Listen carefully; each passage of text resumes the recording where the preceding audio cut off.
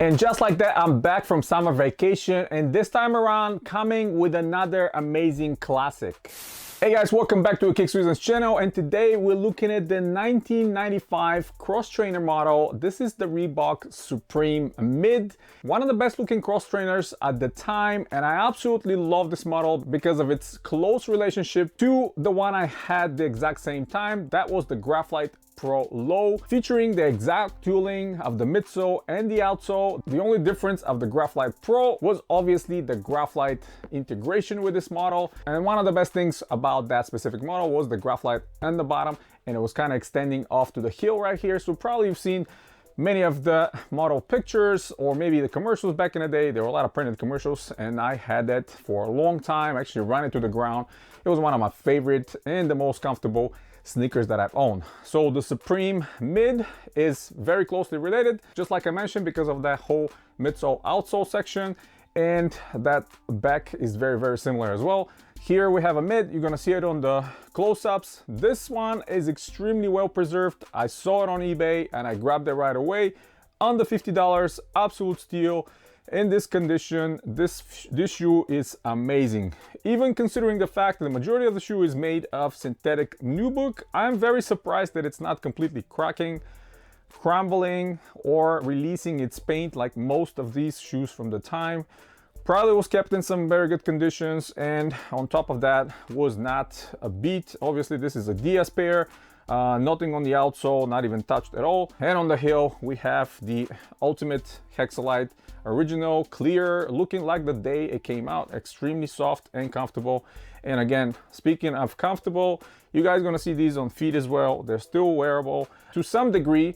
I personally won't be wearing them around too much just because of the materials on the top, and over time I think they're gonna start cracking, crumbling, doing all that stuff like I mentioned. So they're pretty good display model. They're gonna be staying behind me right here on the shelf because they're amazing, and I love this color combination between the navy, white, and black. And this navy is kind of like the blue azure. You guys are familiar with the Shack Attack model. Very similar to the extent that, well, actually let me grab one of those Shacks behind me and you will see how close these blue azures are to the Shack Attack.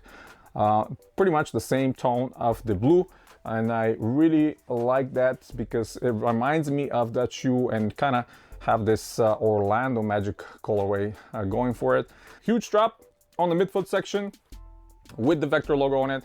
Small branding. I love that time because the branding was very small. All the vectors on the shoe, the one on the lateral side, the one on the strap, the one on the back, the one on the bottom, they're fairly small, and I love that. They were all over the place, but they were small. They were not giant. Padding on the heel is significant. Padding on the tongue is significant. And obviously we have here one of my favorites, Reebok Athletics insole, which will never crumble, will never deteriorate. And you follow my Instagram, you saw my recent posting about one of the shoes insoles completely crumbling because it's polyurethane.